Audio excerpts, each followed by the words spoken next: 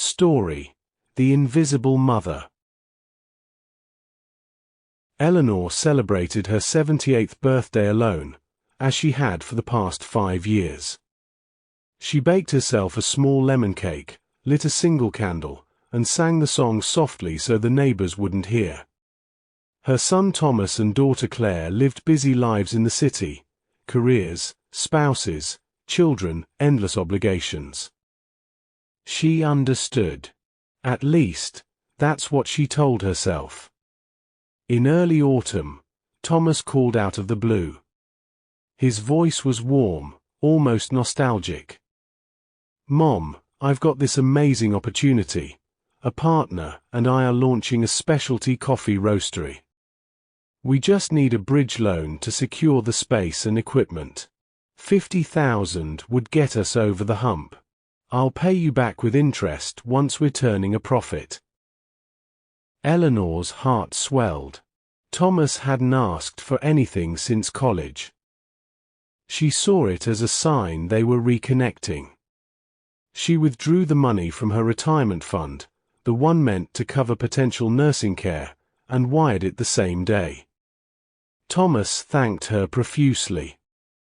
For a while, she checked her phone constantly, hoping for updates, photos of the new shop, maybe even an invitation to the grand opening.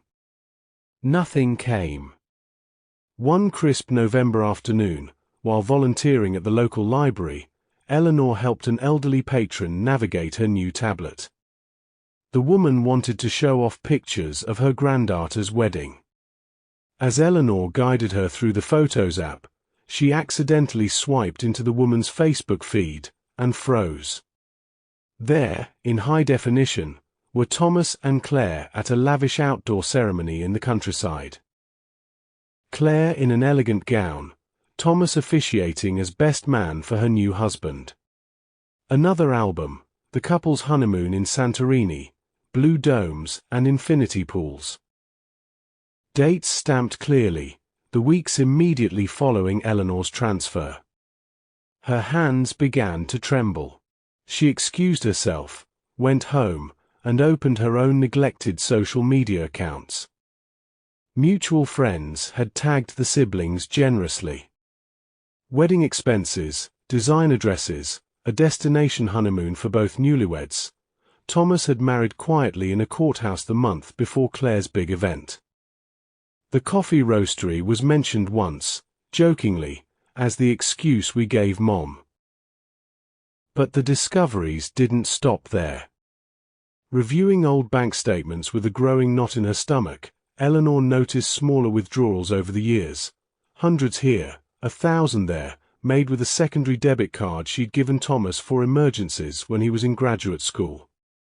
He'd never returned it. She confronted them gently at first. Over a Sunday lunch she insisted on hosting. Claire arrived flustered, late. Thomas barely looked up from his phone. When Eleanor laid out the evidence, screenshots, statements, they sighed in unison. "Mom, we didn't want to stress you," Claire said. "You worry about everything." "And honestly," Thomas added, "you don't need all that money sitting in the bank. You live so simply. We figured you'd rather see us happy." Eleanor stared at her children, the babies she'd rocked, the teenagers she'd driven to practices, the young adults she'd supported through every crisis. They looked back at her with mild irritation, as if she were an unreasonable landlord demanding rent. That night, she couldn't sleep. The betrayal wasn't just financial, it was the slow, deliberate erasure of her presence in their lives. She had become a resource, not a mother. The next morning, Eleanor called an elder law attorney recommended by a library friend. She revoked access to all joint accounts, established an irrevocable trust, and appointed a neutral trustee. Then she visited a nearby continuing care retirement community she'd once dismissed as too fancy. The grounds were beautiful, walking paths, art studios, a theater group, lifelong learners classes. Residents waved as she toured. For the first time in years, people asked about her interests, her stories, her opinions. She put down a deposit that same week, using part of what remained of her savings. When Thomas and Claire learned of the move, through the realtor listing her house, they bombarded her with calls. How could she be so selfish? What about the grandchildren needing her nearby? What if they needed help again? Eleanor answered only once, calmly, "I've spent decades making sure you never had to worry. Now it's my turn." On moving day, she watched the truck pull away with her old furniture and felt no sadness, only a quiet, fierce joy.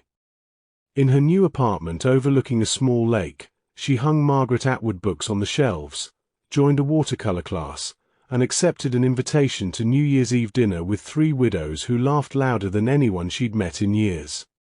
Some evenings, she still thought of her children and grandchildren with a tender ache. But the ache no longer defined her.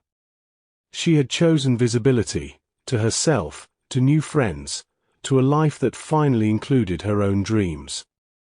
This extended tale of quiet neglect, financial manipulation, and late-blooming courage reveals the complex layers of parental sacrifice, the sting of being reduced to a bank account, and the profound liberation that comes when an aging mother finally claims the center of her own story.